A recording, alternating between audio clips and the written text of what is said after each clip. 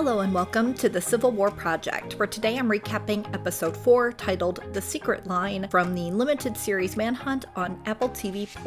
A lot of people watch historical dramas not just for the entertainment, but because they hope to learn something in the process. This episode has the most fictitious content from start to finish than any of the others. So while I'll recap the scenes to help you understand them better, I'll also be giving you the real story so you can feel confident in showing off real knowledge on the subject. So let's talk Manhunt episode 4. We open to a shot of the fictitious Manhattan Weekly newspaper that we saw near the end of episode 3 last week, that is now owned by George Sanders, a Confederate millionaire that is no relation to the colonel that makes the fried chicken. He's also the man that may have funded Lincoln's assassination, and he did get John Surratt Jr. out of the country in the last episode. The front page of the paper shows an illustration of Satan, labeled as Secretary of War Edwin Stanton, with his left arm around assassin John Wilkes Booth as he holds a Derringer pistol. In Satan's right hand is a piece of paper that we can now clearly see: Assassinate, the Dalhgren Scandal. Stanton is meeting with reporter Sanford Conover from the New York Tribune, who also goes by the name James Wallace when he's posing as a deal broker on the Confederate side. They're in Detective Lafayette Baker's office in New York, and he is standing and observing the conversation taking place. A little background though, the newspaper Conover says he works for was actually called the New York Daily Tribune at the time. It was founded by Horace Greeley, who was one of the key people who founded the Republican Party, so it makes sense that this would be the paper that Stanton would want to tell his story in. Stanton wants Conover to write a response in his newspaper to counter the headline we've just seen. Conover then asks an obvious question. Are you concerned the rumor that you tried to assassinate President Davis to end the war is what inspired Booth to kill President Lincoln? They do a back and forth, giving us a few clues as to what this front page headline means.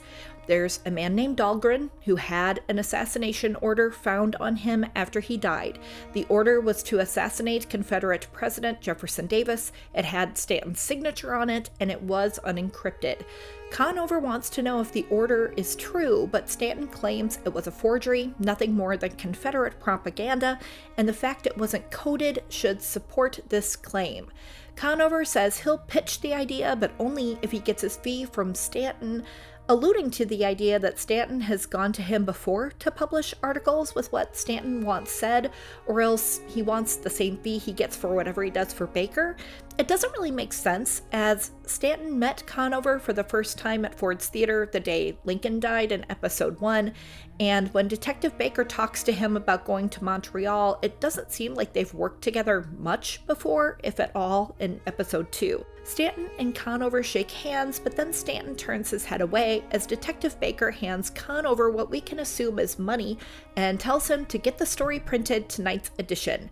Stanton tells Detective Baker that Sanders is their way to tie Booth to the Confederacy, and it must be watertight. No holes. So here's a question. If the Confederacy did have any part in it, what would that have changed? Johnson is president. He certainly won't be going after anyone. He made that clear. The war should be almost over, though no one ever talks about it. So it's not like they killed Lincoln, so we'll attack Richmond, because that's already been done. I'm just throwing the question out there. I'm wondering if anyone else is kind of like, what does it matter? Anyway, we then go to Dr. Samuel Mudd's house, where John Wilkes Booth spent part of April 15th resting and getting his broken leg set. Mudd's former enslaved person, now servant, Mary Sims, is down on the floor washing it by hand. It looks awfully dirty. Maybe Dr. Mudd and his family shouldn't be wearing their outside shoes all around the house. Even President Lincoln had carpet slippers. I actually saw them on display at the Rutherford B. Hayes Library and Museum in Fremont, Ohio several years ago. They're really cool. Though Dr. Mudd comes across really single here, in reality he was married to his childhood sweetheart and they had 4 kids at this point. They must be trained in the Milford Academy's neither seen nor heard motto. Sorry if you watched Arrested Development, you'll get it. Anyway, Dr. Mudd walks in, his shoes and bottom of his pants are covered in thick mud, and he's just walking all around without a care in the world. Glops of dark, thick mud cover the floor. Dr. Mudd wants Mary to make him some coffee as he walks into the next room.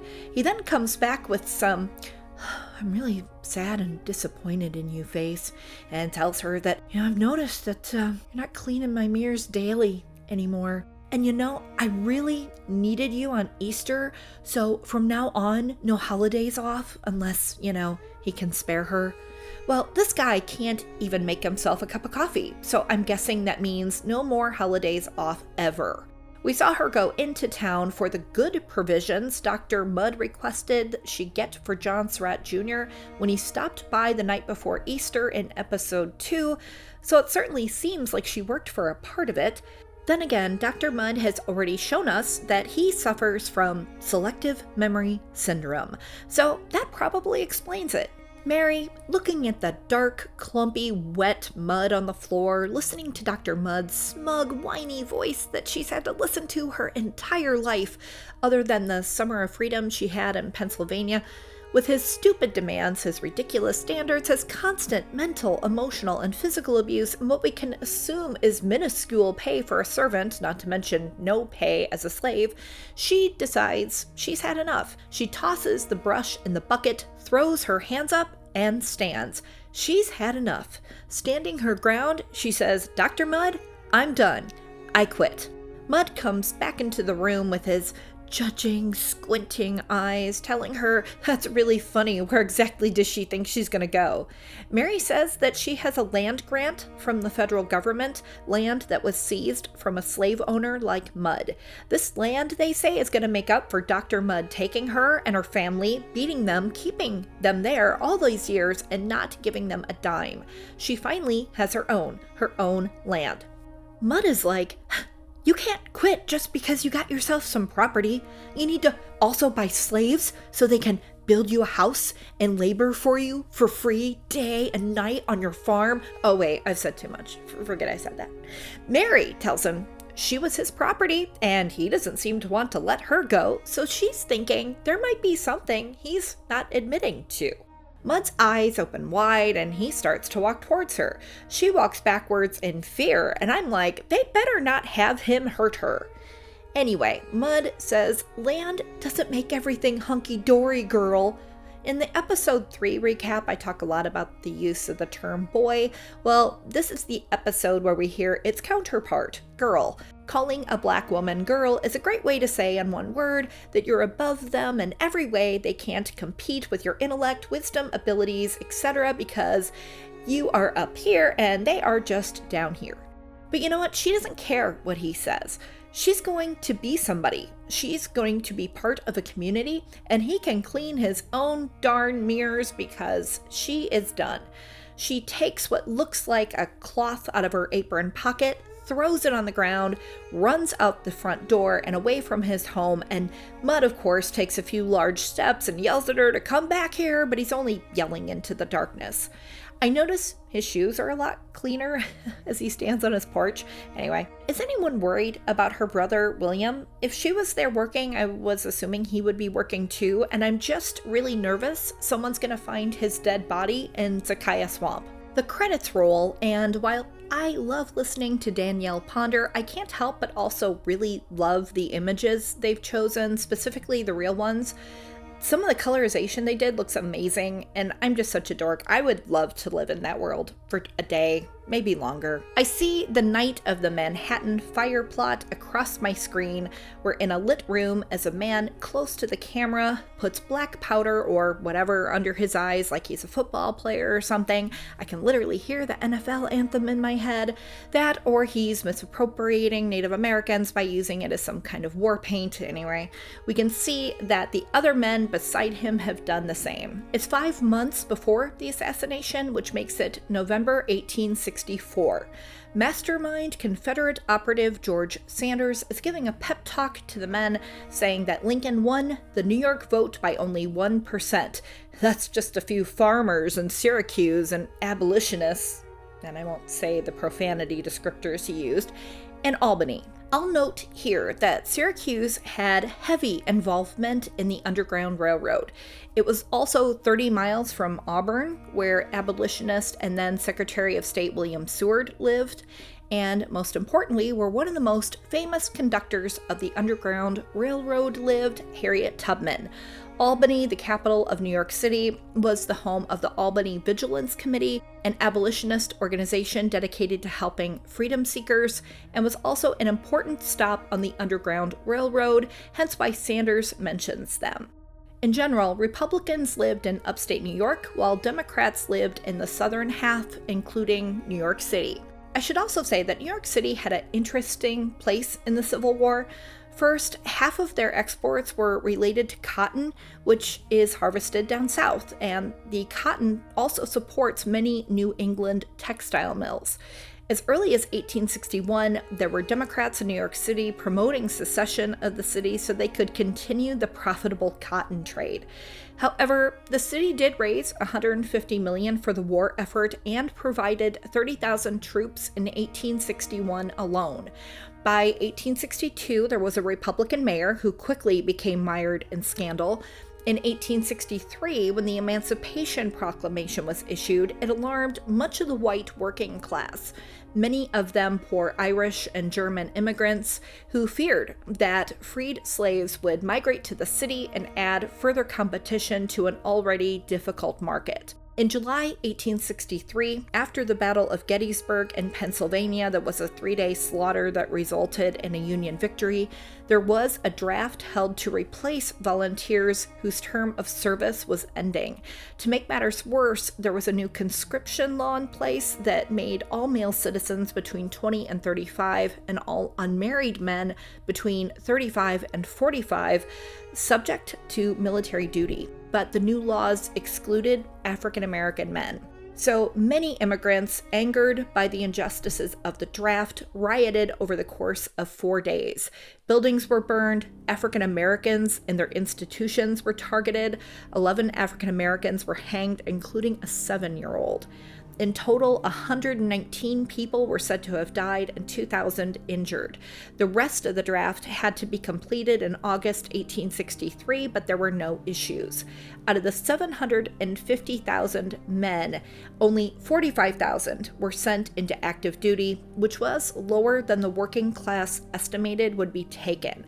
I say all of this so you can understand the climate of New York City at this time and some of the things that they allude to throughout this episode. Back to the episode. Sanders says that everyone now thinks emancipation will last because Lincoln won his second term. However, he feels that the people in the North haven't realized the full tax burden this will put on the country. Between the war debt and paying for Reconstruction, he thinks the cost of Lincoln's moral agenda will be something Northerners rail against. He then talks about the wealthy in Manhattan who made the city what it is. They made sound investments in cotton and gold and munitions. Why should they be forced to compensate for the less successful states and the uneducated? Men start putting these jars and bags. He's talking to the group like they're the 1% like him, but I really doubt a 1%er or Wall Street guy would have taken part in what is about to happen, either in this story or in real life. Sanders says tonight they will convince New Yorkers to secede from the Union and they'll make Northerners know what it feels like to watch their own city burn. The man we saw up close at the beginning of the scene walks down an alley and then to the front of the Lafarge Hotel. He looks up at the building, takes a jar out of his pocket, gives it a shake, and then throws it in through the first floor window. A fire starts immediately. He then takes a second jar out of his pocket, gives that a shake, and tosses it up through a second-story window. You can hear some screaming, and then you see the inside at the front of the building is engulfed in flames.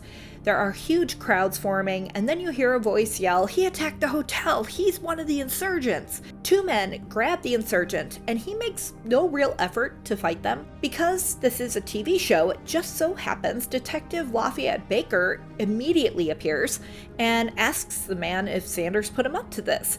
Baker found Sanders and a bunch of men at a hotel all on their way to Montreal. The insurgent plays dumb, so Baker's men search the man's bag to find a glass jar filled with an explosive of some kind, that or It could be canned tomatoes that maybe he's carried for so long, for so many years, that now they're black. I don't know. Anyway, there's also a ticket to Montreal, which Baker shows off to everyone, proving that this guy is connected to Sanders and the other men. "You mess with New York City, you mess with me," says Baker. Wasn't there a similar line used in the first Spider-Man movie? Here's the scoop about the Manhattan fire plot. First, George Sanders had nothing to do with it.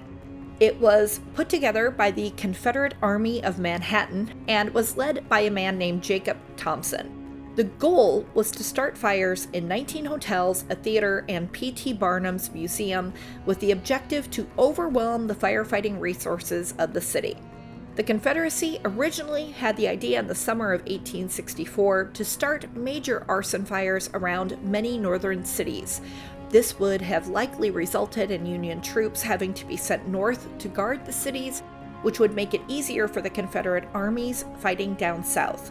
Then there was an idea to set fires in Manhattan with the idea that it would overwhelm and distract the city so Copperheads, or Southern sympathizers, could take over the government buildings. That was a stretch. They were unable to cause any disruption to the November presidential election, as federal troops were there to help safeguard the process.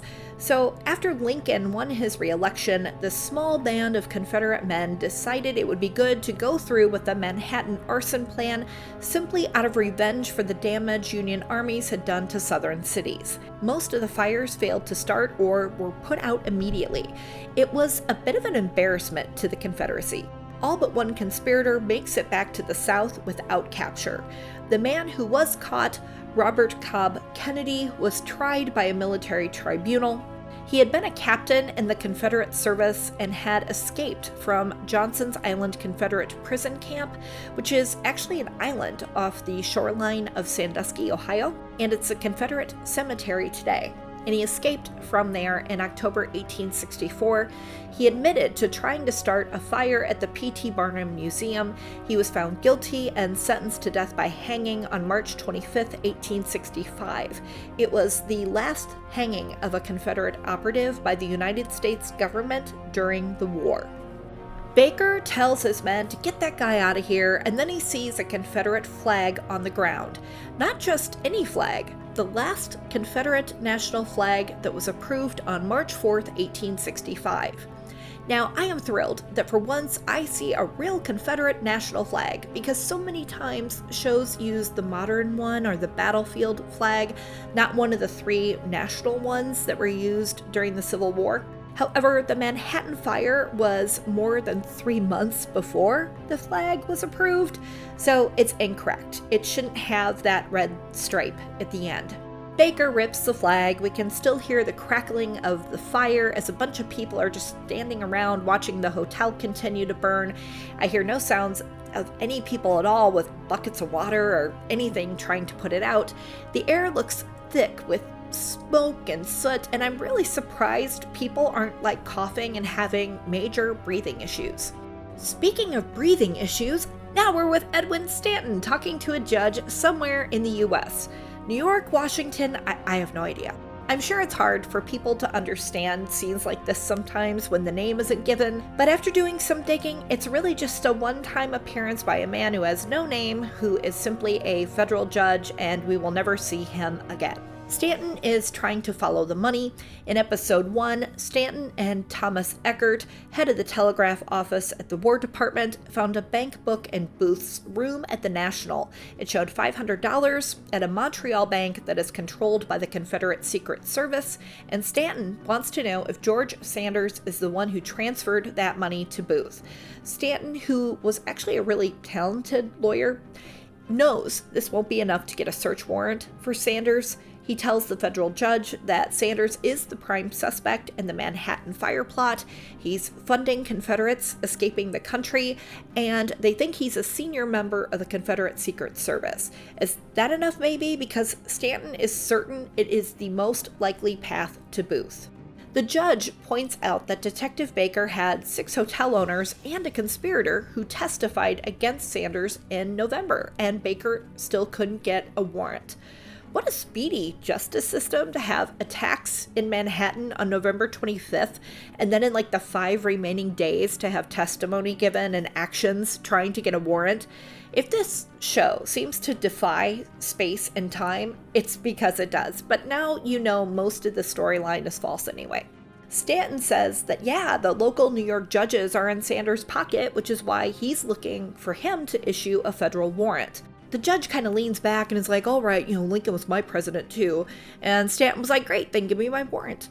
The federal judge, in an effort to kind of show his frustration, takes off his glasses and tosses them on his desk. And he's like, justice is a commodity for millionaires. Sanders is untouchable.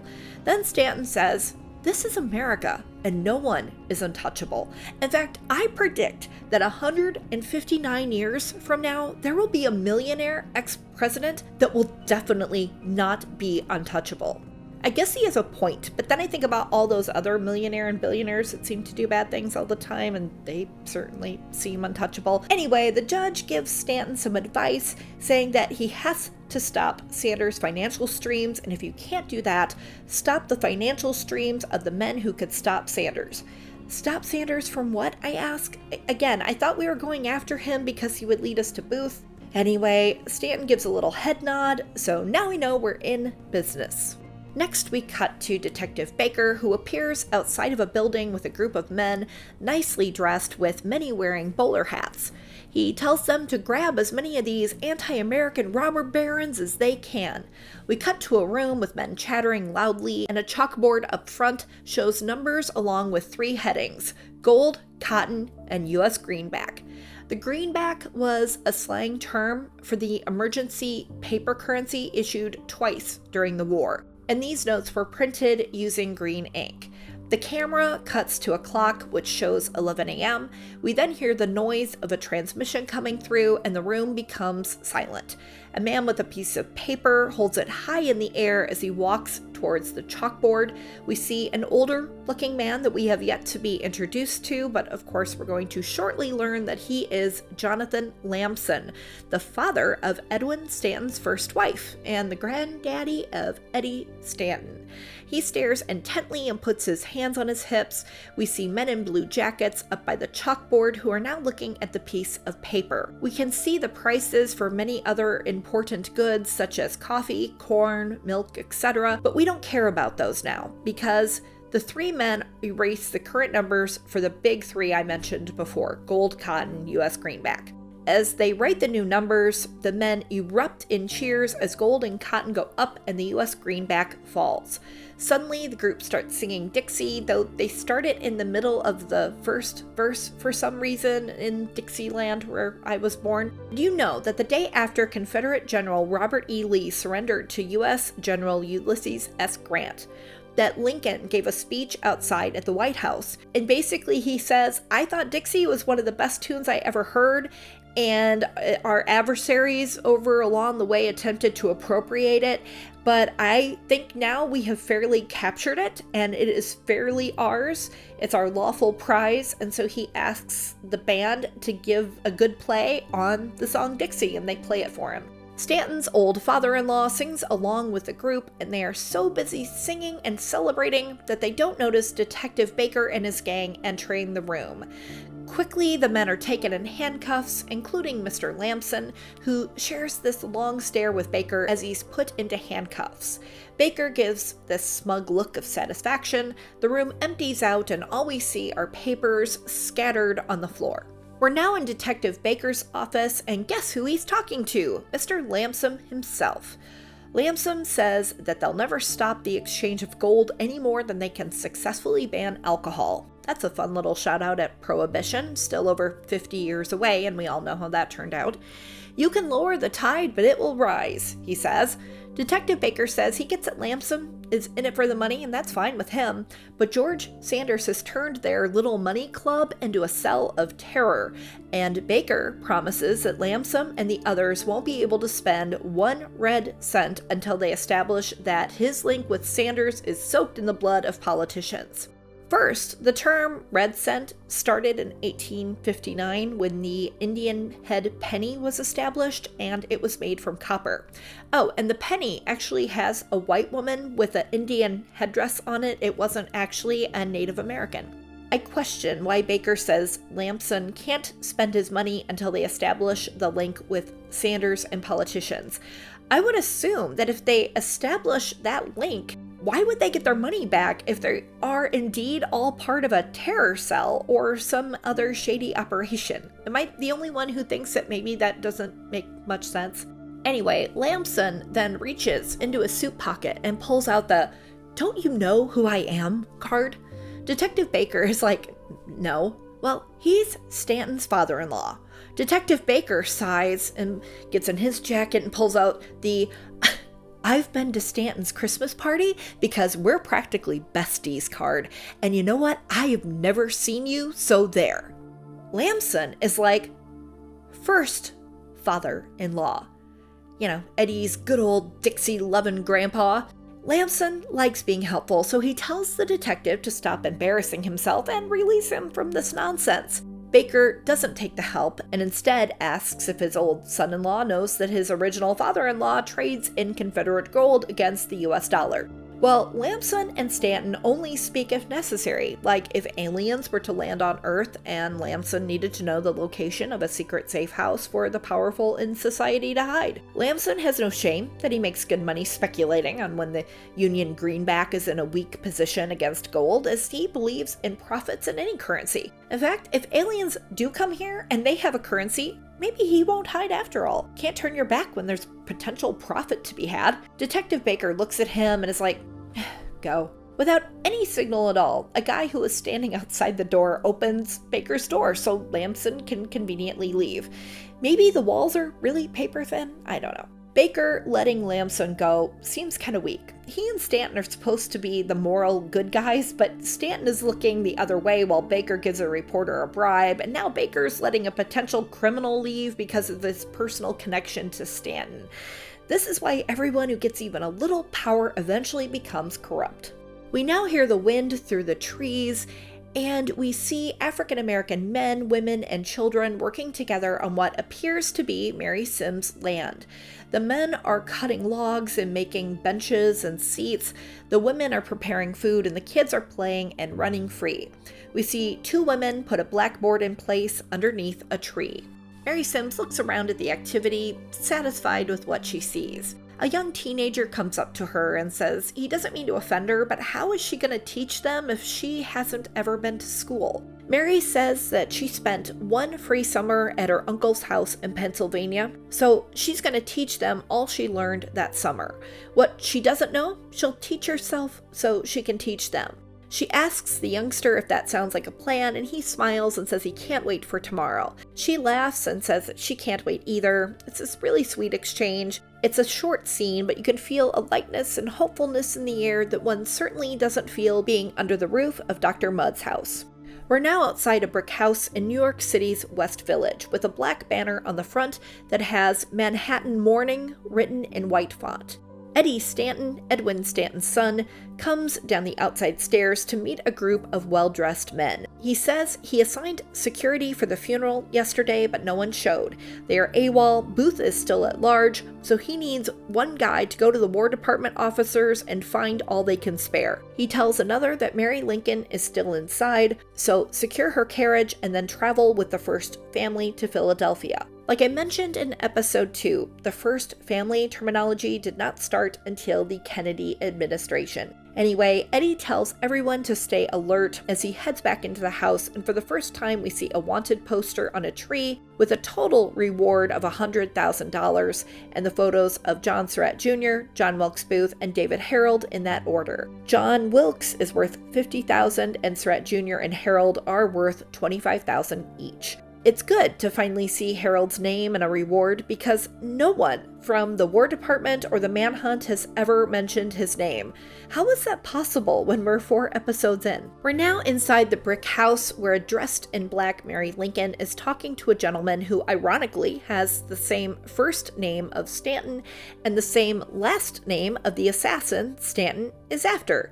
Yes, meet the most famous actor in America at the time, Edwin Booth, played by Nick Westrate. I am so excited because I loved Nick in the period drama Turn, Washington's Spies, as he played a notable Patriot spy, Robert Townsend. He is almost a dead ringer for the real Edwin Booth, and I'm sad he's only in one episode. I wish they could have found a way to have Edwin Booth meet with Judge Joseph Holt, played by John Billingsley in the last episode, because Billingsley played his father in Turn, Washington Spies. If you've never seen it, I highly recommend it. That show was amazing. Anyway, Edwin Booth tells Mary that her husband once asked him to say a line to him, and he asks if he can share it with her. She nods and he says, "What a piece of work is man, how noble in reason, how infinite in faculties."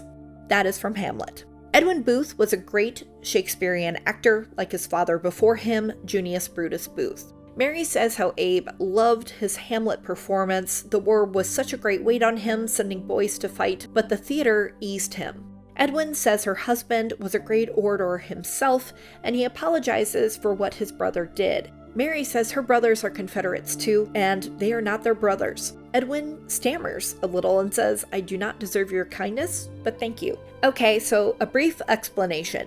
Mary Todd, who was born and raised in Lexington, Kentucky, had one brother and 3 half-brothers that fought for the Confederacy. She also had 5 Confederate supporting sisters. During the entire war, the Northern press said horrible things about her and even her husband because of those connections.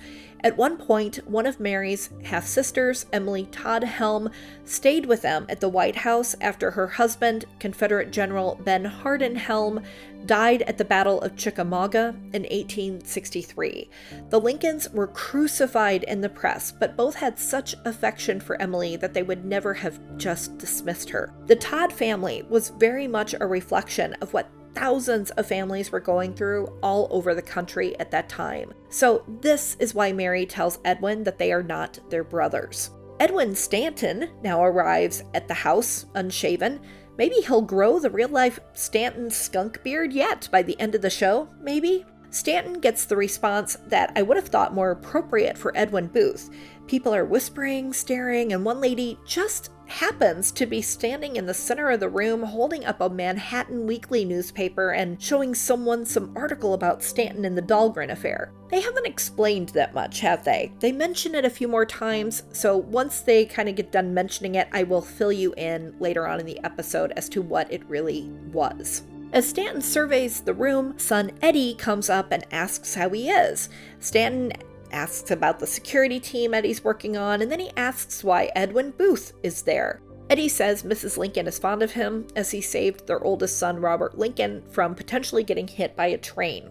Eddie then says that Robert Lincoln wants to talk with Stanton, as he's looking into mental institutions for his mother. The elder Stanton just gives a look, and now we're back 3 months before the assassination, which would be January 1865. We're at the White House with President Lincoln and Edwin Stanton sitting in a small corner table talking. Mary Lincoln comes in dressed all in black, apologizes for disturbing the meeting, but she feels they need to resolve their differences about Robert. Stanton wants to leave the Lincolns to discuss the matter privately, but Mary asks him to stay as he is the expert. She says Robert's made a plea to serve for the Union, but she and Abe are on different sides regarding his aspiration. Abraham asks if this can wait until after supper as he kind of looks down, adjusting his glasses. Mary says that Robert refuses to go back to Harvard until he has their answer. They go back and forth. Mary, in a tone that's pretty strong and firm and logical, wants her oldest son to live to see adulthood, that she can't bear another sacrifice, and that they worked so hard to get where they are, so what is privilege if you don't use it? It's not about fairness, as rich men buy their boys out of draft cards while the Irish and African Americans serve. Stanton has his son Eddie at a desk job. Abraham counters that many mothers have let their boys go to war and have lost others just as Mary has. That as a first family, there's that wrong term again, they have an obligation to set an example, and that their sons are not dearer to them than the sons of other mothers and fathers. Stanton says that they can assign Robert to Grant, that he'll be the most protected from harm there. Mary ends it with, "Speaking for all mothers, find a way to win and end this war. Our boys shouldn't be at risk an hour more than is absolutely necessary to win." A quick note here, Mary mentioned it wasn't fair for the Irish or African American men that had to serve instead of the sons of the rich. I also wish they would have included Germans in that group, men and boys that had immigrated to the United States to get away from war, famine, and poverty in Ireland and Germany would end up fighting in the Civil War. And to give you some figures, it was around 200,000 African Americans, over 200,000 Germans, and over 150,000 Irish that served. All three of those groups I find are equally important. We're then back to the brick house, and Stanton goes over to speak to Robert, who is leaning up against a corner wall, tears in his eyes, looking like he barely has the strength to stand. Robert says his mother's having emotional crises and he hasn't even finished school yet, and then he just stares down. Stanton tells Robert to look at him. He's been in his shoes, he understands, but no excuses. His mother needs his support right now. Stanton gives him this firm, fatherly look, and then Edwin Booth interrupts and asks if he can have a word with Stanton, so Robert just kind of sulks and walks away. Okay, so let's get through this together. First of all, let's talk about the timeline. At midnight on April 21st, Booth and his partner, David Herold, make their first attempt to cross into Virginia but end up in Maryland again. At 8 a.m. the same day, the Lincoln funeral train left Washington for Baltimore. Robert Lincoln is on that leg of the trip. His mother and brother Tad are not with him. He then goes back to the White House to help his mother and does not continue with the rest of the funeral train trip. So the show has already been off since episode 2. By April 23rd, Booth and Herold are finally in Virginia, and the Lincoln funeral train with no members of the Lincoln family is in Philadelphia. By April 25th, the 16th New York Cavalry that we have not seen since episode 2 at Dr. Samuel Mudd's house has a solid lead on Booth and Herold, and they are also in Virginia.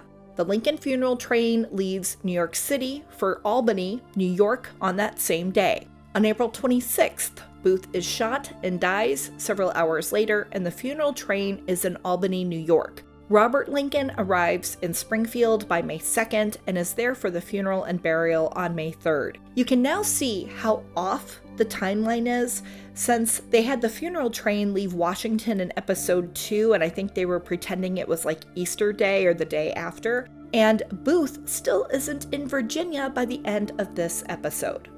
Mary Lincoln was too distraught to attend a single funeral service, including the private one that was held in the East Room at the White House, which Robert and his younger brother Tad had attended. She couldn't bear to be in any room that she had been in with her husband, so she eventually settled on a room that she had been converting into a writing room for her husband to use over the summer. The train did not go to Philadelphia after New York like they have in the episode, because that would be going backwards. They go to Philadelphia first in real life. I believe what they're trying to do is maybe get the timelines better in sync between the funeral train and the manhunt for Booth in preparation of the next episode. Second, Mary never called her husband Abe, nor would she refer to him as that. She would have called him Mr. Lincoln or father. He called her Mrs. Lincoln or mother. Abraham didn't like the nickname Abe. I've said this before, so I won't get into it again, but no one called him Abe. Mary never met with Edwin Booth after the assassination, but he did write his condolences to the family as he was horrified by what his brother did. Edwin Booth did save Robert Lincoln's life before the assassination. He saved him from being hit by a train, and that gave Edwin some comfort as he had saved the son of the father his brother assassinated. Mary was also not as calm and collected as what they've shown her to be throughout the series. I believe they're trying to show a more sympathetic side to her, as even today, many people don't like her. When I do shorts about her, people won't even watch them compared to the ones I do about everyone else. So here's the deal with Mary. Mary lost her mother at age 6. Her dad remarried, and his new wife didn't want Mary around the new family they had built together, so she was often sent away to boarding schools. She saw her stepmother as someone who took away her time with her father. She had some health issues, including really severe migraine headaches. She had a lot of quirks and anxieties, and if she had lived in this time, she likely would have benefited greatly by therapy to help her cope with the losses and the fears that she had. She lost her father, who she adored and who adored her, in her early 30s. She lost 3 out of 4 sons, Eddie at age 4, Willie at age 11, and Tad at age 18. So many people in her family and in their group of friends died during the war. In 1863, there was a horrible carriage accident where it's believed someone was trying to injure or kill the president, but instead it occurred when Mary was in it alone, and she had a very severe head injury that just added to her horrific migraines, and it made her personality even more out of control than it ever was before. She started having a hard time keeping her emotions in check in front of others, probably because she had a traumatic brain injury. Because that's also when the stories really started to spread about her, and none of them were good. Then her dear husband, whose hand she's holding as her arm is intertwined with his, is shot in the head just inches from her own. When she was younger, one of the reasons Abraham loved her was because she was smart, political, and she knew how to play the game. She was a brilliant hostess, and she gave Abraham the only real home he would ever know. In episode 2, dressmaker and abolitionist Elizabeth Keckley, they had her say that Mary could have been a senator if the laws would have allowed it, and she's probably right. She was Abraham's equal when it came to political conversations. He never would have been president without her help.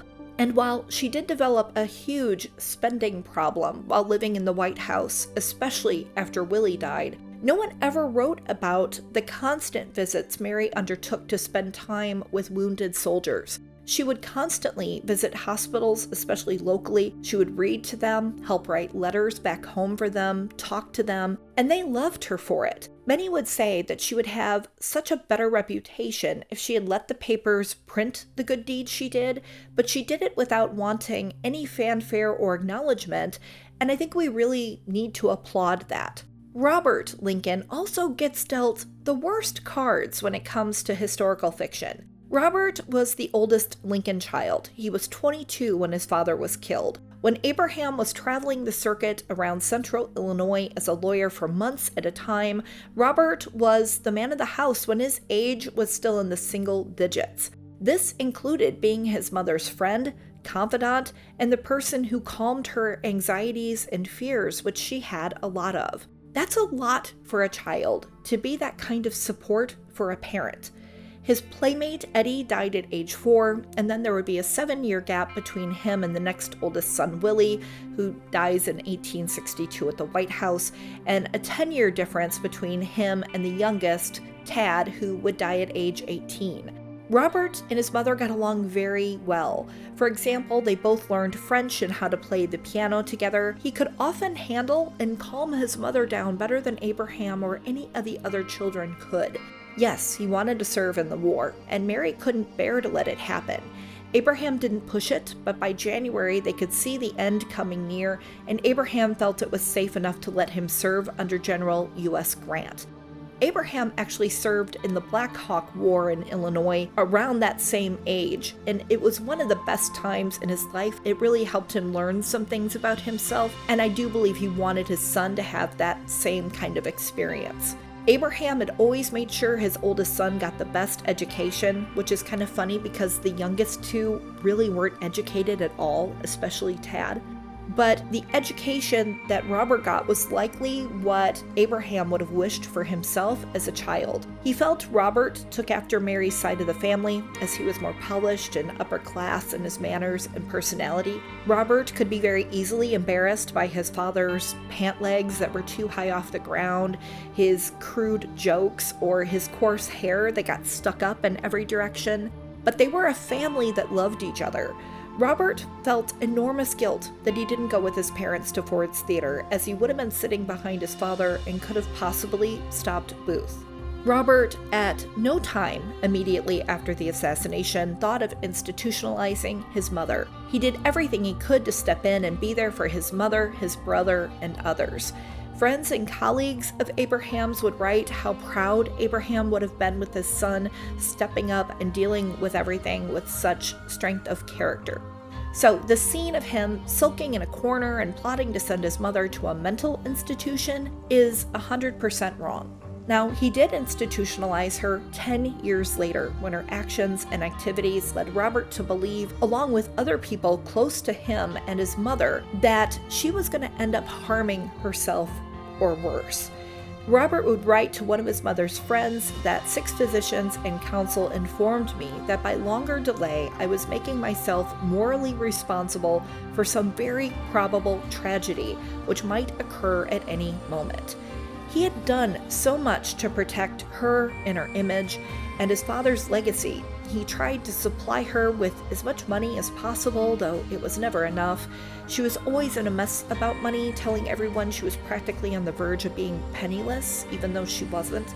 He did everything he could to keep his mother's letters that she would write to people from being published, as they revealed way too much about the state of his mother's mind, and he even hired the Pinkerton Detective Agency to watch over her because he feared for her safety. He would tell the court that he felt the carriage accident and the assassination of his father pushed her over the edge.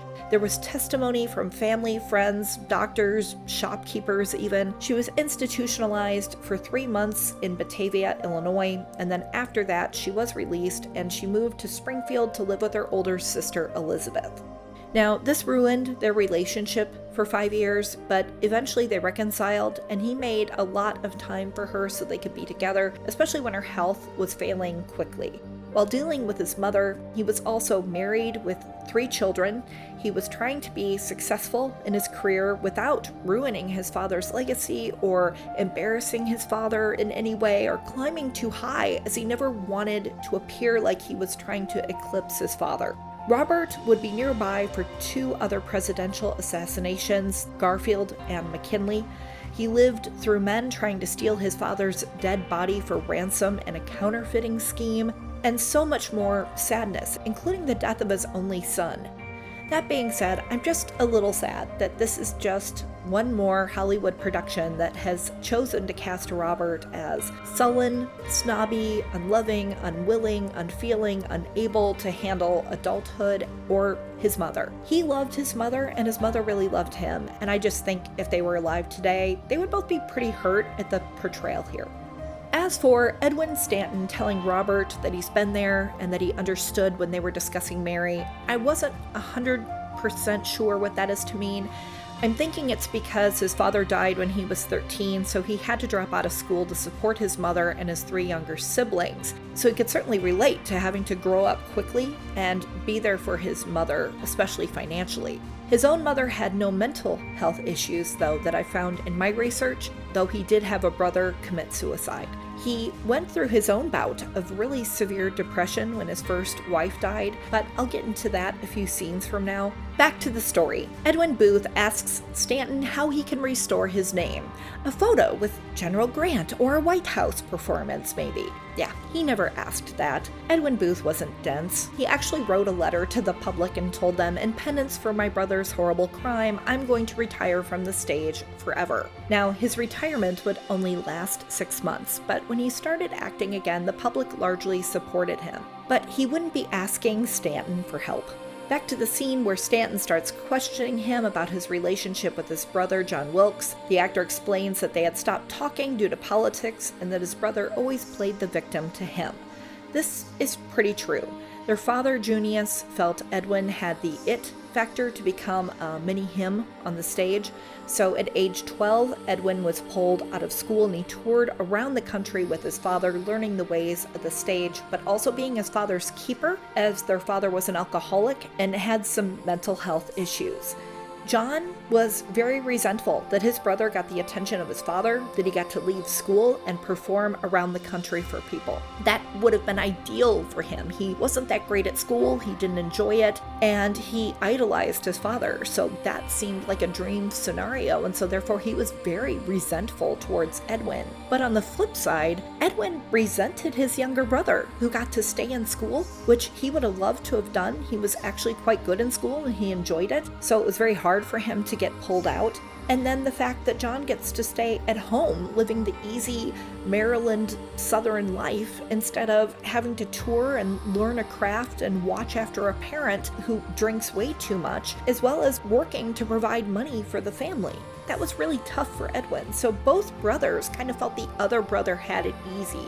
Back to the scene where Stanton says that the way John Wilkes killed Lincoln makes him think that he must see himself as a hero. The actor agrees, saying that the last time he saw his brother, John said, "I only have love for the South."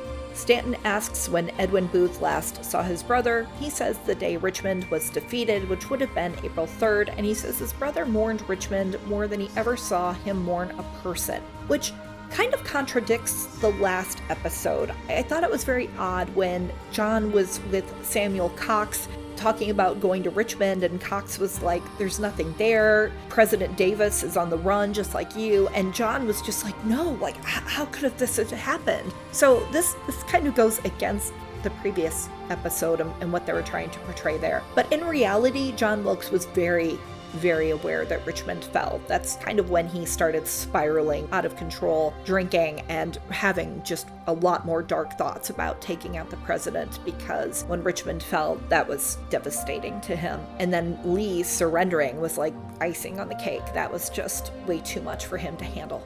We're now back in November 1864, the night of the Manhattan fire plot, specifically the 25th of November. You might think this scene is fictitious, but it's actually partly true. In reality, the night of the fire plot at the Winter Garden Theater, 3 Booth brothers were performing Julius Caesar: Edwin, John Wilkes, and their oldest brother, Junius Brutus Jr. It would be the only time they would share a stage, and it was to raise funds for a statue of William Shakespeare in Central Park that is still there today. In the middle of their performance, fire companies broke into the theater looking for smoke. The Lafarge Hotel was next door and was on fire, as depicted earlier in this episode. Edwin made a speech on stage to calm everyone down, otherwise it could have really been a nasty situation if fear had taken over the crowd and people had determined that they needed to try to rush and push to get out. Everything was okay at the theater, so the production continued. The Booth brothers did not go outside and have a discussion as shown here. But in the episode, John and Edwin are fighting because Edwin won't allow John to perform in the North because of his Confederate views. In reality, Edwin knew his brothers, Junius Jr. and John Wilkes, didn't have the same abilities he and his father had. He found them embarrassing, so years prior he actually told them that they should split up the country so people didn't get Booth fatigue. Junius Jr. was sent to act out in California, John Wilkes was given the southern states, and Edwin took the north because that's where all the biggest cities and the best theaters were. This was before the Civil War, so it had nothing to do with that. Now, there were definitely times where John Wilkes did go to the north to perform, but he never performed on the same stage as his brother, except in that one production this particular night that they're showing. While they are discussing this on the street, we see Edwin getting worried that people are going to hear John as he talks about his support for the South. John Wilkes, with a tear running down his face, says that copperheads are everywhere and that he doesn't need Edwin and never did. Edwin says John always needed him, and John says, "I could get more applause with half the lines." Edwin says John believes in things that will never happen. And then a young girl comes up and asks for an autograph. As John starts to smile and walk over, he realizes she wanted one from Edwin, not him. And of course, Edwin signs it and then looks back with a bit of a smirk. Before we move on to the next scene, it was really the next morning that Edwin and John would talk over breakfast at Edwin's mansion in Gramercy Park. While reading the newspapers that wrote all about the Confederate fire plot the previous night, John Wilkes says the South was right to attack New York City. Edwin explodes. He marches his brother out of the house, down the steps, and into the street, and tells John he is never welcome in his house again. We're now at the pine thicket, and David Herold has just finished reading John Wilkes Booth's diary, which of course he just loves. We learned in the last episode that Booth wants to publish his diary in Richmond, thinking it will be required reading everywhere for eternity. Booth looks a bit agitated and not at all comforted by Herold's assessment. He thinks something is missing. Herold thinks on it a second and then says, "You know what? I'm kind of interested in your childhood." Booth questions it, but when Herold tells him it would be helpful to tell how a boy becomes a star, Booth gets giddy, and he likes the idea. Booth, I notice, is starting to look a little dirty, and you can tell he's in pain from his leg. Herold doesn't look too bad, though. Booth says that when he was a child, he and his sister would gather up their father's slaves into the back room and dress the little ones up like royalty. Isn't that a hoot? Then they would give a command performance. Booth looks happily at Herold and says, "You know, I think you've earned yourself a command performance by me." Herold, is on cloud 9. So he likes poetry. And so he decides he's going to command a performance of poetry by their favorite author, Edgar Allan Poe. Booth's like, I kind of wanted you to command me to do Shakespeare. But Herold is on cloud 9. He is feeling so good and so positive about his relationship with Booth at this moment. So he's like, no, I want Poe. Booth says when he gave his command performance of Richard III, Boston critics hailed him as the most promising actor of a generation. Turns out Booth isn't willing to give Herold the command performance he wants, so Herold, the agreeable one, thinks for a moment and decides, sure, let Booth have his own way. To quote Oswald Swan from episode 3, "You're a lackey, Herold." Perhaps thinking of his brother Edwin, Booth quotes from Richard III, "I have no brother. I am like no brother. And this word, love, which graybeards call divine, be resident in men like one another, and not in me. I am myself alone." Of course, he has on one tear, right eye, go kind of thing going on his face, while Herold is clapping like a happy seal. Booth isn't happy though. He's actually kind of upset, and he's like, "Stop it, I don't have the voice or the feelings of a star. I'd be no one if my last name wasn't Booth." Well, it wouldn't be a scene in a desolate pine thicket without some self-reflection, so I guess this is good. Herold gushes that John is bigger than his last name now, and Booth is like, "I'm dirty, I'm living in a pine thicket with a broken leg and only you for a companion." And Herold is like, "I believe in you, Johnny. We're gonna get you to Richmond and publish your diary, and it's gonna change the world. And you know what? Even in this pine thicket, you're important to someone. You're important to me." And he gives a big, self-satisfactory smile, feeling so good that he's finally able to share these feelings with his best friend, Johnny. Booth is like, "But Davy, who are you?" as he laughs at this pathetic person who still thinks they're equals and best buddies. Herold looks slightly hurt for a millisecond, but then he does what he always does. Mr. Positive Sunshine says, "I'm no one, but out of all the no ones out there, you chose me to be your guide." Booth's face changes from one of funny amusement to one where he gets all serious and you can see the gears in his brain working to figure out why he may kind of like Davy more than he wants to admit. That, or he's thinking about all the other guides he tried to get for this ridiculous escape, but they turned him down because the pay and benefits were deemed lacking, especially because they end up, dead at the end. We're now at Detective Lafayette Baker's offices in New York, and Stanton arrives to find that they've been burglarized. Staff are picking things off the ground because when people rob you, they toss everything everywhere. Our house was robbed on Father's Day weekend when I was 4, so I got to experience the chaos and cleanup firsthand. It's a pain. We see Baker with a file labeled Conover, and it's empty. This is referring to reporter Sanford Conover that we saw at the beginning of the episode, who goes by Wallace when he's working with the Confederacy. Baker sees Stanton and hides the empty file. That's interesting that he didn't want Stanton to know. Stanton sees a mask of Abraham Lincoln that we first saw in episode 1 as a street vendor tried to sell them across from Ford's Theater after Lincoln died. What is that doing in New York City? Stanton tells Baker that Sanders must have been upset over their raid on the gold room and asks what they took. Baker is quiet for a few seconds, too long, and then stumbles as he says, "Nothing really, the files were locked." Well, we know that's a lie. Stanton finds that interesting, but doesn't pick up on the signs. Maybe he shouldn't be going everywhere and doing everything because I think he's losing his Secretary of War superpowers. By the way, notice how this is episode 4, and we still don't see Stanton doing anything regarding the war that is still going on. Confederate General Joseph E. Johnston will not surrender to U.S. General William Tecumseh Sherman until April 26th, the same day Booth dies. There are also smaller armies out there even after that. The whole issue around Sherman and the surrender is actually really interesting, and it does involve Stanton, and I'm hoping they show it. I do see an actor on IMDb listed as playing Sherman, but I don't see anyone playing Johnston or even U.S. Grant, so we'll see.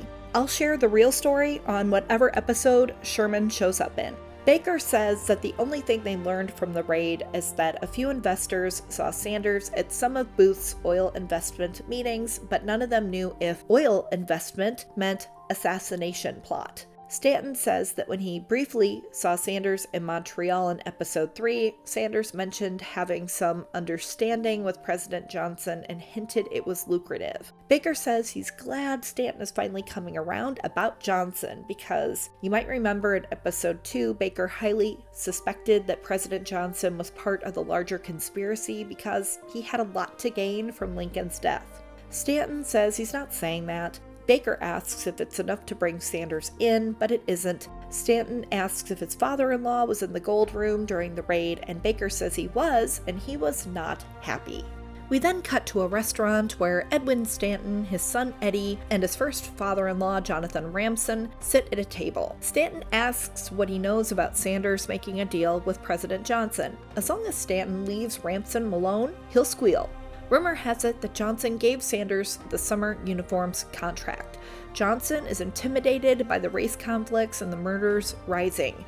He supports the army staying in the South to combat the violence that he's afraid is hitting too close to home.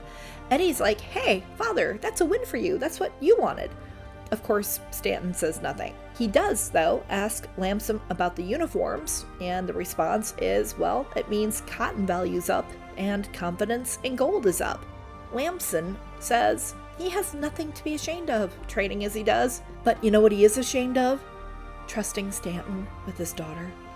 Stanton says he knows that he would have given his life for Mary, and she was his, too. Eddie's like, "We did all we possibly could, and that's what matters. Let's have a toast for my awesome dead mother." I think Eddie and David Herold should start a club for uber-positive sidekicks.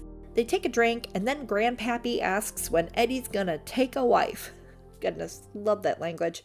He wonders if Eddie's options have, diminished since his father's reputation has become a public circus. Stanton stands up, and you wonder if he's gonna start a brawl right there in the restaurant, but he doesn't. He drops money on the table to pay and asks what kind of man makes the worst times of a person's life fodder for amusement. Lamson's like, "This guy." Stanton leaves, and he says he'll see Eddie back at the hotel. Eddie stays at the table as his grandfather snaps his fingers for service that never comes, and Eddie just gives this little "Oh man, I'm so embarrassed" look. Okay, if you have watched my other recaps, you might remember that I mentioned in episode 2 that Eddie Stanton was Ellen Stanton's stepson. Edwin married Eddie's mother, Mary Ann Lamson, when he was 18. They had 2 children, first a daughter named Lucy, who never had good health and died shortly after her 2nd birthday. Then they had Eddie, or Edwin II, who was a healthy child, but when he was 2, his mother died of bilious fever. By all accounts, Edwin was severely depressed, and at times people considered him to be on the verge of insanity. If you look up on IMDb, the name of the character who is playing Stanton's old father-in-law is named Jonathon Lamson. In real life, her father's name was King William Lamson. He died in 1832, 4 years before Stanton would marry his daughter and 12 years before his daughter died. So this whole story is completely false, except that Eddie's mom died when he was 2, so he certainly wasn't doing everything he could to help her. Stanton would be a single father until 1856 when he met Ellen Hutchinson in Pittsburgh at a church. He was 41, she was 25. In time it was clear Stanton had found love again when he said that what he thought he had lost forever at the death of Mary, he had found with Ellen, a love of the abiding sort. We're now back at the pine thicket in Maryland. Booth is writing in his diary, and Herold is fidgeting with something in his fingers, and then we hear a whistle. Booth grabs his gun, but it's the river ghost. It's time, he says nonchalantly. Is he chewing on a stick? The guys start to pack their belongings. I'm a bit in shock because Booth and Herold spent April 16th, which was Easter Sunday, until the evening of Thursday, April 20th in the pine thicket. That's like 4 days. During this time, Booth was reading newspapers that were north and south, talking of his deed more harshly than he expected. He writes in his diary to correct the narrative and to try to explain his actions as he wants to clear his name. Being outside for that long really demoralized Booth, and I just feel like we haven't seen that transformation. We're now in Sanders' office in New York, having his shoes polished by a black servant. Suddenly we hear Wallace's voice saying he heard Sanders and Johnson made a deal, and he's wondering why he wasn't around to negotiate it. I asked in the previous episode what his business being a deal broker actually entailed, and I guess this is an example. He's that third-party guy that wants a cut, even though you can just cut him out and get an even better deal. Sanders snipes at his servant. "I thought I asked you to get me a sandwich." Well, maybe you did, but then you told him to polish your shoes, and he can't do both. Poor Sanders, he probably had a ton of slaves before the war, and now he has to do with just one paid servant who unfortunately cannot do the job of 1,000 enslaved people all at once. Sanders says that he can make exchanges directly with this president. They came to a deal over a few simple telegrams. Wallace believes Johnson overstepped his bounds, that Stanton is the one that approves the Army uniform budget.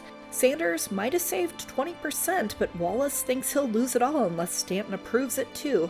This Wallace guy makes 20% off the deals he brokers? What a ripoff. Side note, on the back office wall there is a framed illustration of tiny military men in various uniforms. This is a real illustration that accompanies the official records of the Union and Confederate armies that were put together after the war, and I really like that they have that there. And it's fitting because it's a clothier facility. Sanders wants to know what Stanton wants, and Wallace says Stanton thinks he funded Booth in the assassination. Sanders asks what Wallace thinks, and all Wallace cares about is who pays him the most. Oh, and keeping his head down, which he seems to do a lot of when he's talking to people, looking down or away. I guess if you're a liar, that's maybe what you do. Anyway, Wallace says he'll broker the deal and get Sanders 10% more. Sanders says to tell Stanton to meet him there, end of day, alone. Wallace then asks, "Can I tell them you have the map?" So, besides Stanton, who is Wallace alluding to, Baker?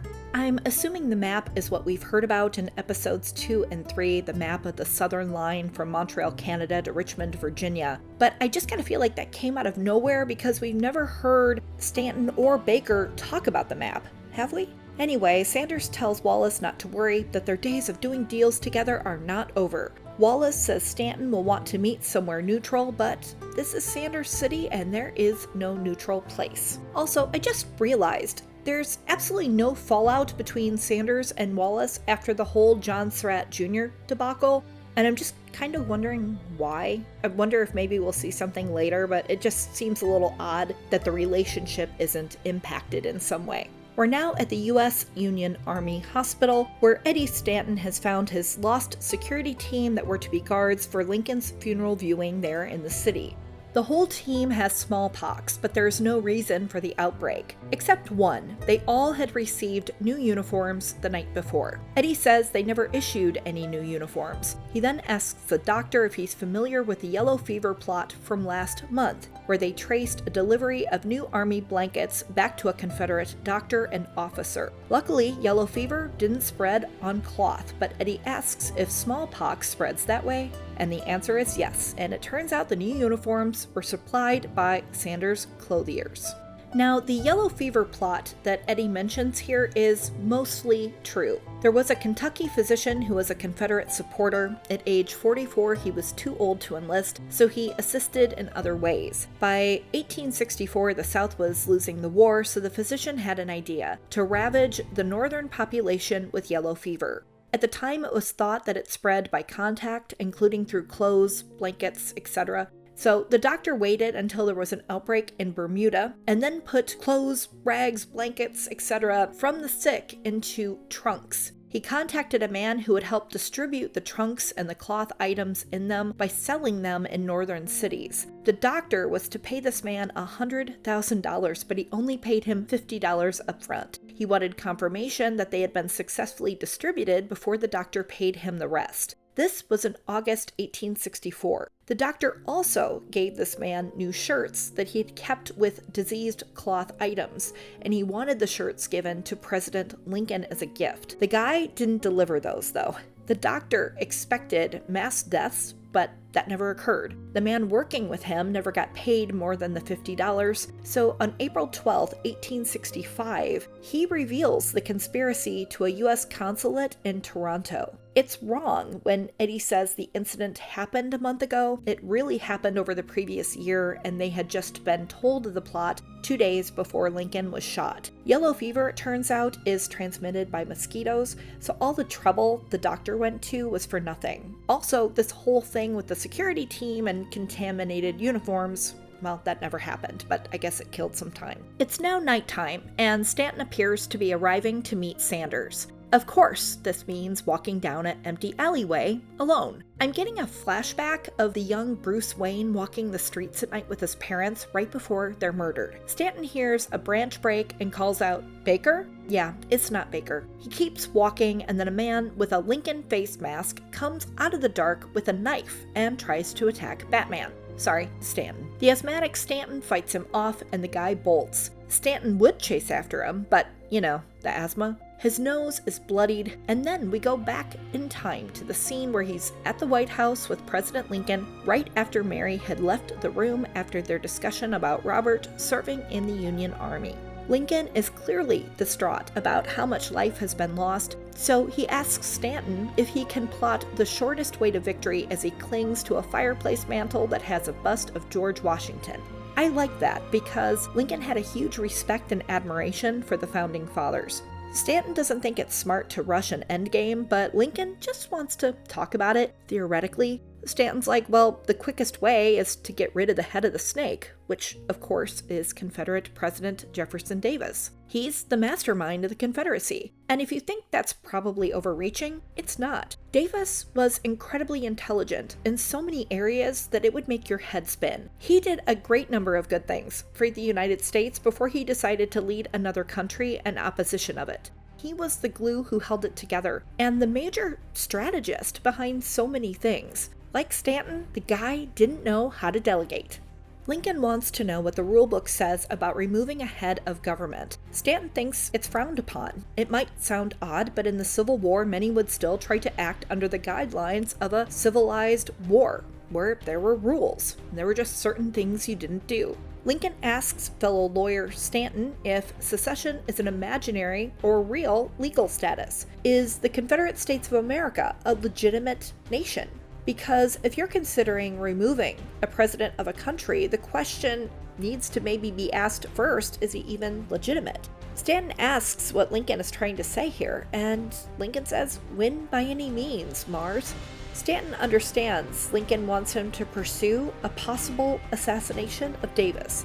He asks how he'd even go about it, and Lincoln mentions Admiral Dahlgren, a really good friend of his who has a son. Hey, Dahlgren, that was the name of the scandal we saw in the opening shot of Sanders' newspaper. Anyway, Lincoln would like the two of them to meet. Stanton asks if they are still talking theoretically, and Lincoln's like, you decide, Mars, but get it done.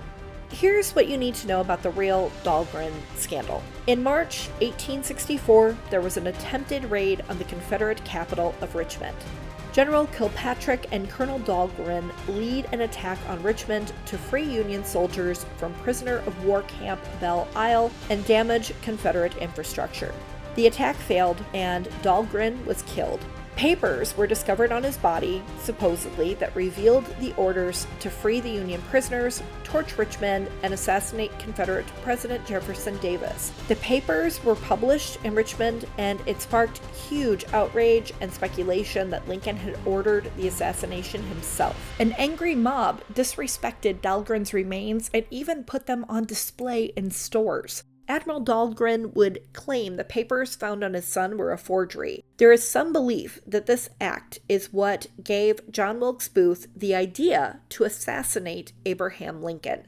Many people in the Union felt Stanton was behind it. At some point, the papers were given to Stanton by someone who had been tasked with going through and preserving Confederate documents that had been captured. The Dalhgren papers, however, were never seen again.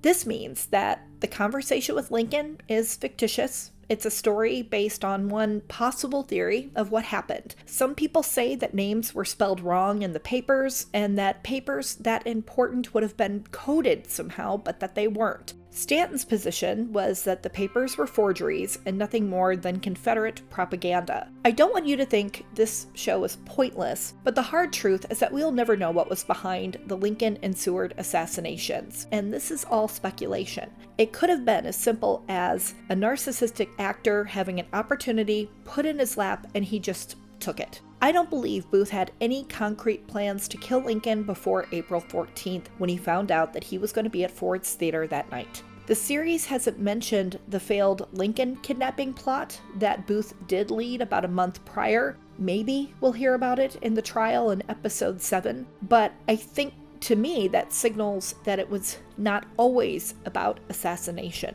and that it might not be as complex as what we think it is. It's also important to note that there was really no planning involved. It was just all about emotion and opportunity.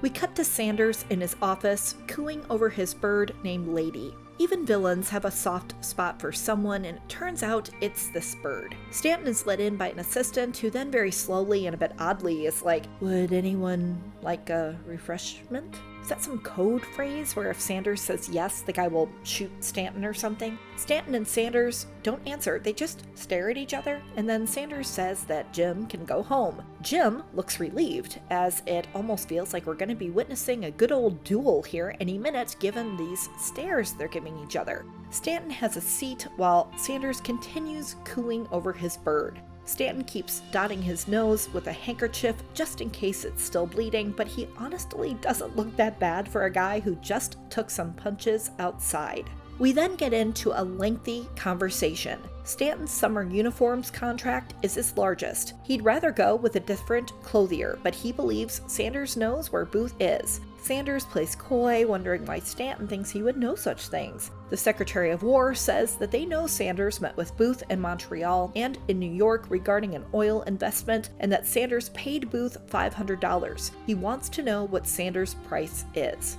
Sanders says, it's funny, but I can leave Lady's cage open and she's just so used to captivity that she won't escape. I'm wondering if they put this in here because that's the way a lot of white people felt about the newly emancipated African Americans back then. Look at Mary Sims, who did stay at Dr. Mudd's house longer than she had to, but she did eventually leave that cage, and she's working with her community to build a life where they can all thrive. In real life, Mary Sims left Mudd's in 1864, so she left that cage much sooner than this series portrays. But there were many African Americans who stayed and worked for their former enslavers because it's not easy to pack up and leave when you have nothing of your own and no family to go to. So I can't help but wonder if that is maybe the point they're trying to get to here. Stanton pushes Sanders to name his price, but Sanders says he has money to buy any information he wants, but he can't find a way to deliver Booth's exact whereabouts to him. And in that moment, I feel like he's being honest. Stanton asks for a map of secret agents helping Booth escape, and if he gives him that, he'll get the uniforms contract plus an extra $250,000. The thing is, Sanders doesn't need money. He could donate the uniforms for free simply out of pure American patriotism. Stanton asks if that's why he attacked 6 hotels after the election and funded April 14th, the night of the assassinations. Sanders says that this is his city. This country belongs to the white man, and he won't sit by and watch Stanton give it away without more of a fight. Stanton looks at his pocket watch, and the time shows 9:43 p.m. For the first time, I notice Stanton wearing 2 rings. I don't remember ever seeing a photo that showed Stanton with any ring on, so I don't know. I just wish I knew why. Was he supposed to be wearing rings from both of his marriages?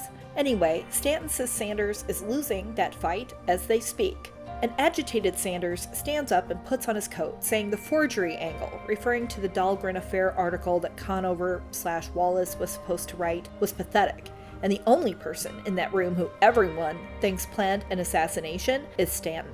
Oh, and catching some actor is not going to bring Lincoln back.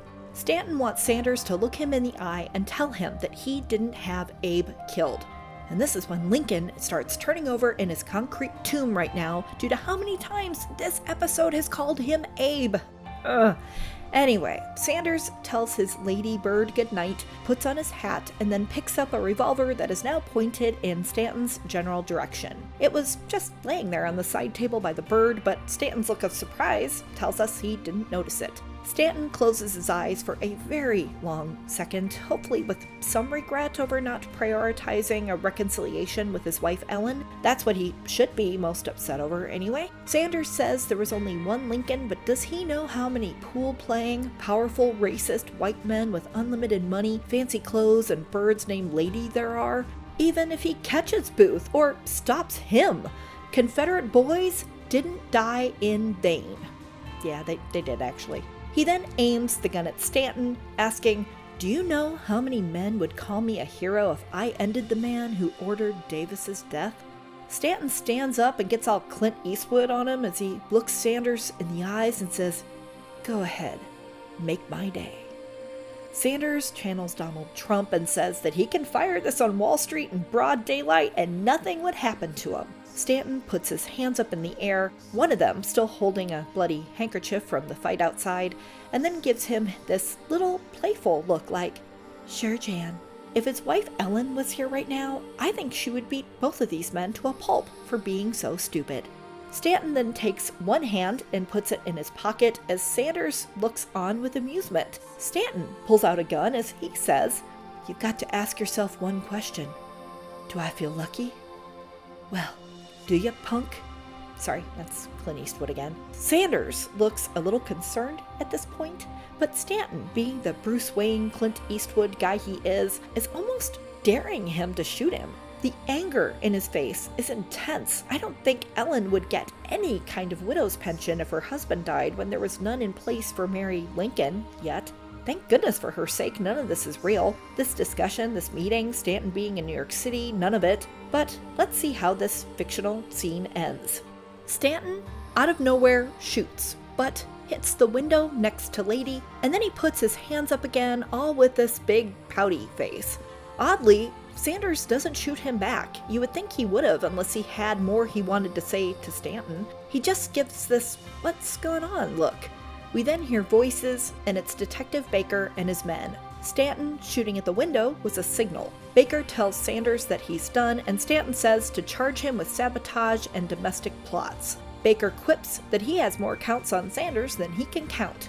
Oh, Detective Baker, you are many things, but I think you can count to at least 100, given that you're going for that $100,000 in reward money. How's your cousin with the 16th New York Cavalry doing? In reality, he should be making really good progress in finding Booth, but we haven't seen him since his one visit to Dr. Mudd's house in episode 2. Actor Patton Oswalt does make a really good Detective Baker, though. When I first saw his name attached to this project, I was a little confused. It just seemed different for him. But when I saw that he was playing Detective Baker, I thought, oh, well, that's perfect casting right there. And he's just killing it this episode.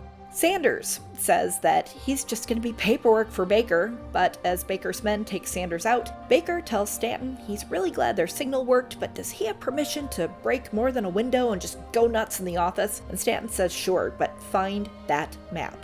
Outside, Eddie Stanton is looking serious with his hand on his chin like he's pondering something. He watches as Sanders is put in a paddy wagon. I guess Sanders will be going directly to jail, unable to pass go or collect that valuable $200. Yeah, but he has more money than he knows what to do with, it sounds like, so he probably doesn't need it. Eddie asks what happened, and his father's like, it doesn't matter. Why would Eddie be there unless he knew what was going on? Stanton asks if they found the shipment, and Eddie says yes, that the uniforms were contaminated. Stanton asks if they found a list of distributors, but Eddie hasn't found one. Stanton needs to know where they're sending the crates. Eddie doesn't understand why, but Stanton has uncovered a plot and needs that list. Eddie's like, well, they're about to burn it all to the ground. Both Stantons take running off, but at least this time they're letting the guy who doesn't have asthma be the faster runner. Thank you. There, at Sanders' clothiers, are a bunch of men dressed in white lab coats that are about to set fire to the crates of the uniforms. Stanton tells them not to set those crates alight. That's a fancy word. And then starts looking at the various crates. He keeps touching each one. Does anyone know why? Because I don't. A secret panel, a hidden map behind the crate label? I don't know. Eddie then goes directly to this guy and asks for a shipping manifest, which he gets. It's funny because Eddie, like a few minutes ago, said he hadn't found a list of distributors. And I don't know, that just happened really quick. Eddie brings it to his father, who says, Bryantown, Maryland to Richmond, Virginia. This is the secret line. Sanders' distributors are the Confederate Secret Service agents on the line.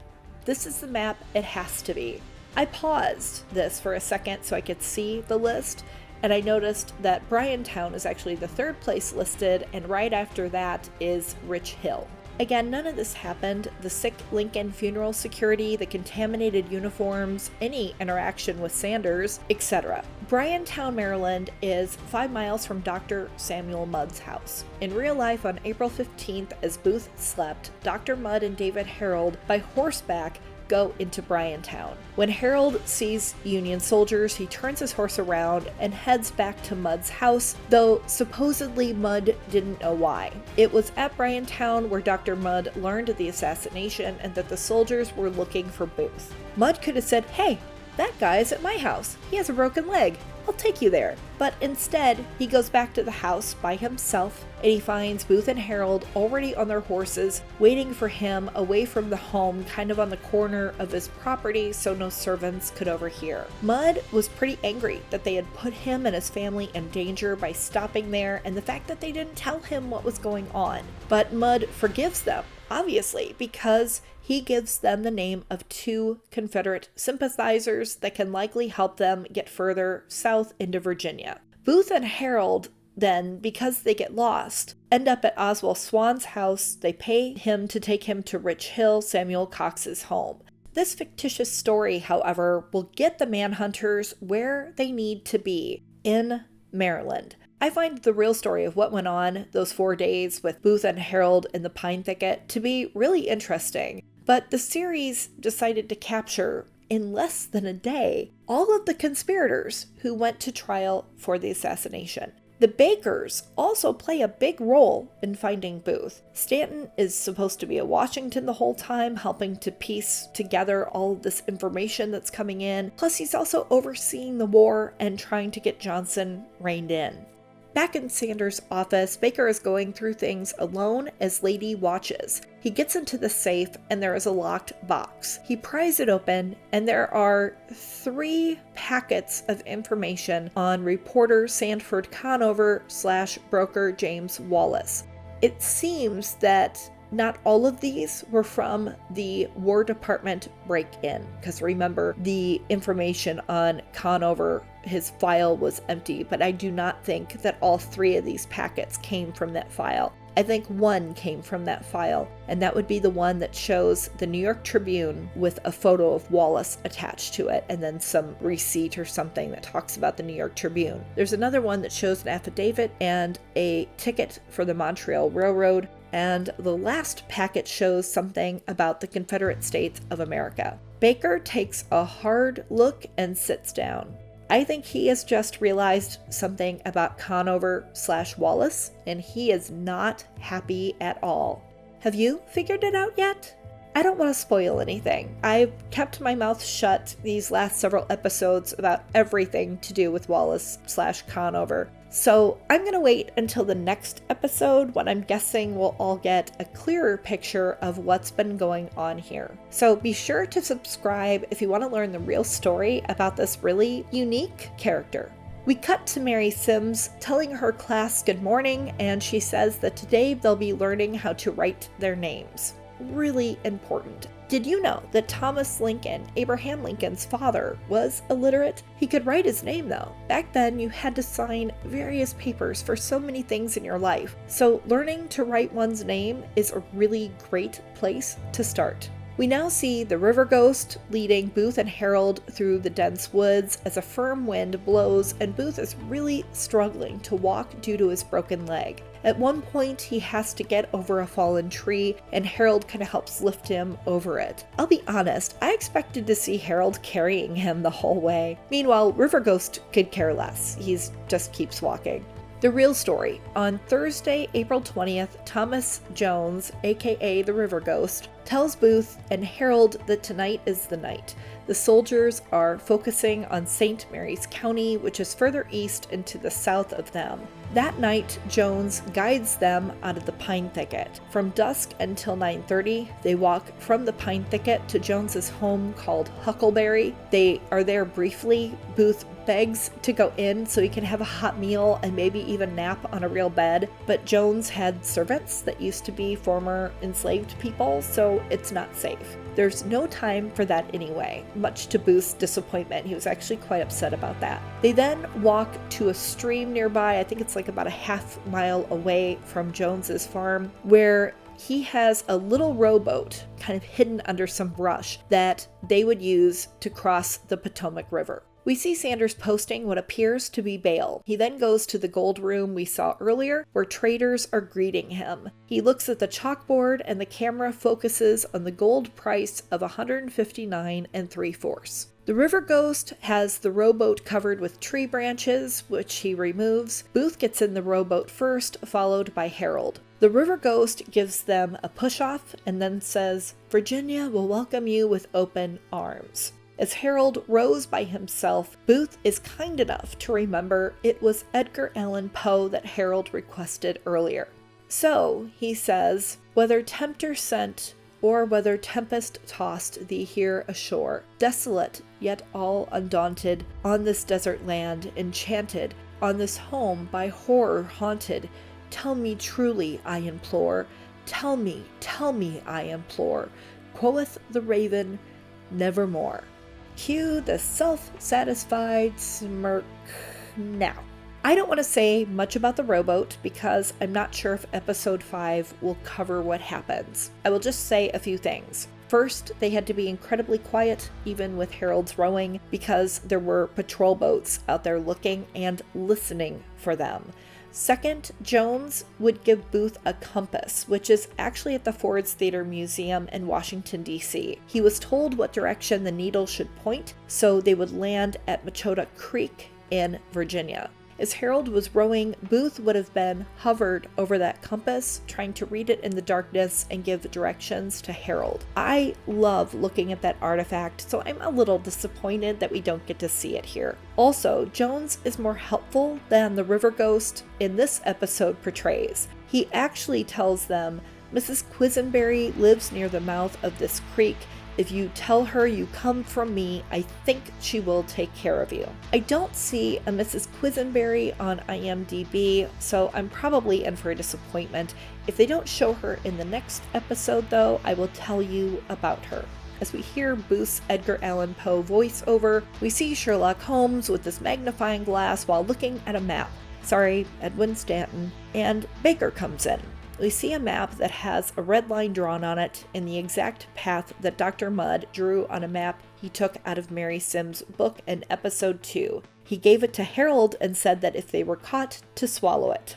Fun fact, if you follow Route 301 today through southern Maryland and into Virginia, that takes you really close to the exact route that Booth took during his 12-day escape.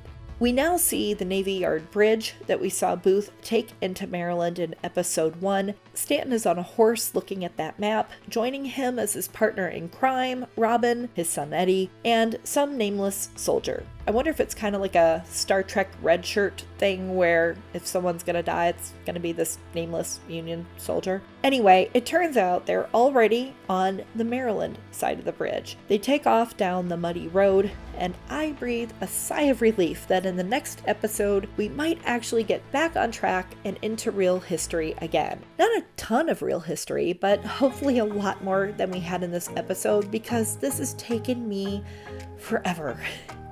This was quite a different episode from the previous ones, isn't it? I would love to hear what you thought in the comments. I read on social media that creator, writer, and executive producer Monica Beletsky identified this episode as being the most fictitious. So the creation of this video presented so many challenges. It's so long, trying to correct the narrative or just help you try to understand what it was that they're talking about. And so I hope you found it at least somewhat helpful. I have a feeling that by the time we get through the entire limited series, we could probably take this episode out and not really miss anything important. So yeah, this was not my favorite episode, but I am very much looking forward to the next 3. Because I'm a new channel, if you could please subscribe and hit the notification bell, I would be just so grateful. I have to go work on episode 5 now, so I will see you at episode 5, and I bid you an affectionate farewell.